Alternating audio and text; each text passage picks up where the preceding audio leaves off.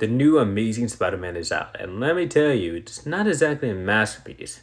Brace yourself because this one's a special wedding issue. Now, don't get too excited because I won't be dissecting every single story in this one because most of them are just plain dumb and not worth our time, and there's this Spider-Man tale just thrown in, which honestly has nothing to do with Spider-Man himself. Seriously, why?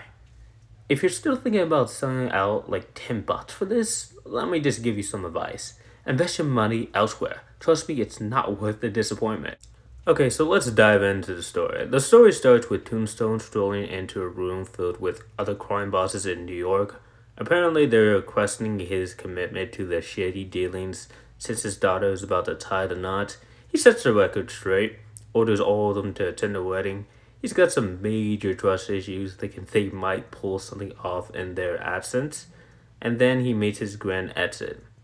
Next, we switch to Tombstone's daughter, Janice, who's having a bachelorette party with the Sinister Syndicate gang. You guys remember them, the Sinister Syndicate? But guess what? Black Cat's there too, and surprisingly, the drama doesn't erupt. They're aware that she's tied with Spider-Man, and it's fine. They start the party, but then they get bored out of their minds, and then they gear up and teach some Hydra dudes a lesson in a rather brutal way.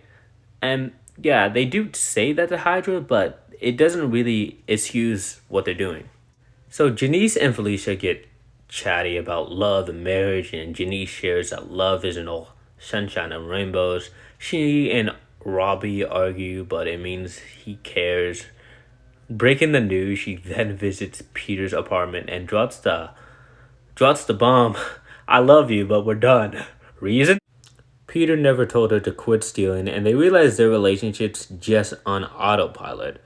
Felicia wants something more meaningful in an actual relationship, so they part ways on good terms, and honestly, it's a bit disappointing. Not that I was rooting for these two, but it was one of the few bright spots in the series. Okay, let's move on. So, the long-awaited wedding of Janice and Randy is here. Janice is Tombstone's daughter, and Randy is Peter's buddy slash former roommate. Peter's playing Usher, but he's got a hunch that things will go south. Considering the wedding's got little crime bosses attending like Hammerhead, and of course Peter's spider sense goes haywire. A motorcyclist swoops in and shoots Tombstone. Turns out he's not immune to these bullets. The shooter's about to finish the job, but Spidey intervenes, kicking off a fight. Meanwhile, some of the other crime bosses like Madame Mask exit the scene. She suspects Hammerhead behind the hit. Hammerhead assures her that this wasn't him. When she leaves, Hammerhead blows up her limo. Back to the fight, Peter's holding his own against the shooter and doing his best. And then the guy hops on his motorcycle and flees. Peter attempts to chase after him, but the dude just vanishes, which is kind of suspicious. And Peter actually mentions that he might have got help from one of the crime bosses. So I guess this is what actually starts off the gang war coming. Back at the wedding, surprise, the ceremony never happens. Randy bails knowing his fiance's dad just took a bullet and that Janice might need a second. And Peter meets with Aunt May, and Peter thinks that this new event called Gang War is coming in November, and things are to change forever. And that's it for the main story. Now onto the Kamal story. She's brought up to speed on her own death. And Peter's super awkward while telling her this story and about her heroic sacrifice. And Kamal's cool with it. I mean, now that she's been brought back by the X-Men, Uncle Cora, she's officially an X-Men. I guess she's super proud about that. Anyway, she's about to leave, and then it's time for the cringiest line ever. Peter stops her, takes off his mask, saying he usually does it for kids with illnesses. This is the worst Sam Wells written line in this entire series.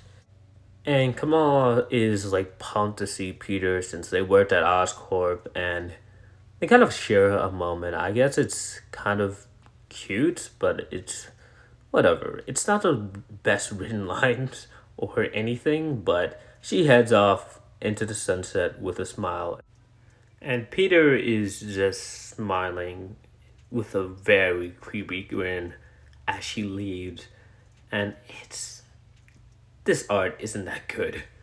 Moving on to the next story, the one with Mary Jane, aka MJ. She's struggling after her kid faded from existence. Can't blame her, it's rough. She and Paul try to adjust, but it's tough. Paul doesn't talk for this entire story, so that's a plus.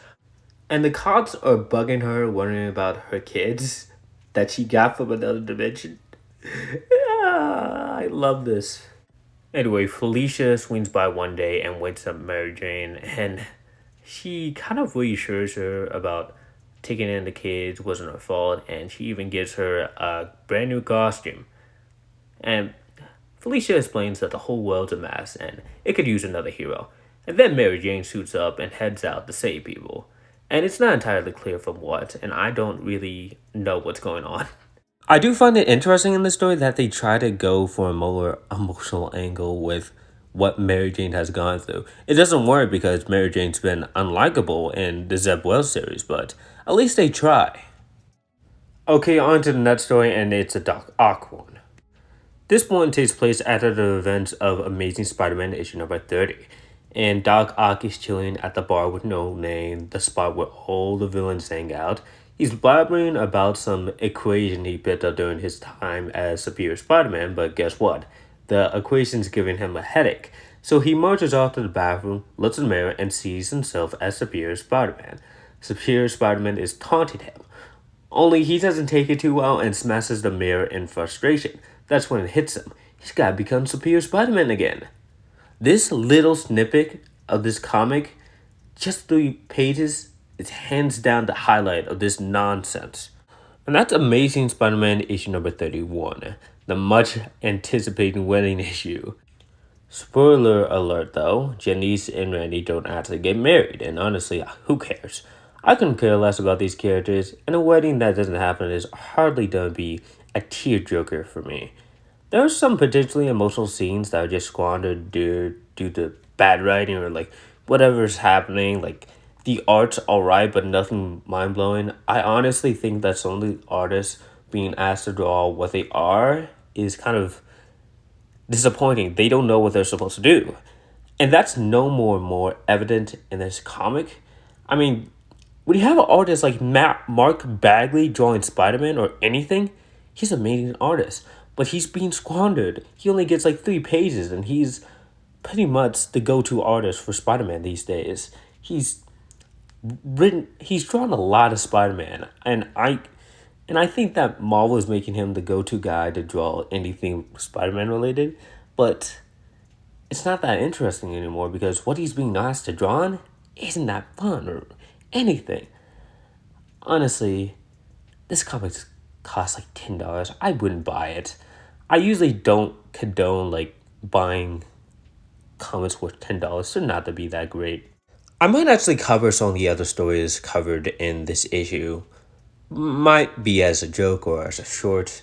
I don't know. Some of the stories are like really short, and some of them just are really supposed to get you hyped for future Spider-Man related content. Like I said, one of them is a Spider-Woman story because she's getting another mini-series from the top of my head. Yeah, that's gonna be something. Even if she has nothing to do with Spider-Man as a character. And it's kind of weird that she's been involved with, like, they're trying to push her to be, like, more of a Spider-Man sense of character. Even if she didn't get her powers, like, she doesn't have anything to do with Peter Parker or Spider-Man. The only time I remember these characters interacting were when they were actually a part of the New Avengers team. And even that, they did talk about, like, these characters have nothing to do with each other. Well, that's the end. Hope you guys enjoyed this video, and this